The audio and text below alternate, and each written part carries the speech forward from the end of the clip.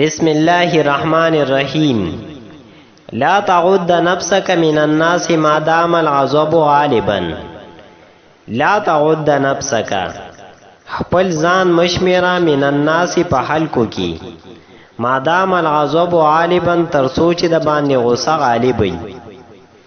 په دې سبق کې غصناک انسان مخاطب کړی دی او وته دا ویلی دی چې اے انسان کله ته غصه شي نو ته خپل ځان ته انسان مو وایا، ځکه چې د غصې په وخت کې کله ناکله انسان داسې خبره وکړي چې په عامو حالاتو کې دغه خبره نه هوه، او داسې کار وکړي چې په عامو حالاتو کې دغه کار نه هوه، نو بیا د انسانیت کارونه نه کوي.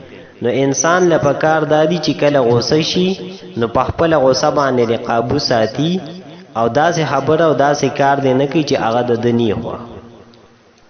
لا تعد نفسك من الناس ما دام الغضب غالبا.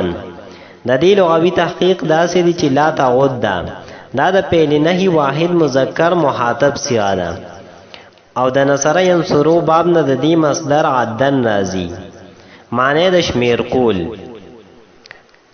او لا تعد د دې د دال فتحه کسره او ضمه دا درې وانه په حالت د ادغام کې جایز دي. لا تعد، لا تعدی، لا تعدو، او پکې ادغام پکې جایز دی چې لا تعدد ویلی شي. الغضب د دې معنی د غصه غالبا د اسم فاعل سیاده او د ضربه یضربو باب نه د دې مصدر غالبتن راځي، معنی د غالب کېدل. لا تعد نفسك من الناس ما دام الغضب غالبا د دې ترکیب داسې دی چې لا تعد فعل امر پدې کې انت ضمیر هغه د دې فاعل، نفسک کې نفس مضاف کاب ضمیر د مخاطب مضاف الیه، مضاف سره د مضاف الیه نه دا مفعول به شو د لا تعد د فعل لپاره.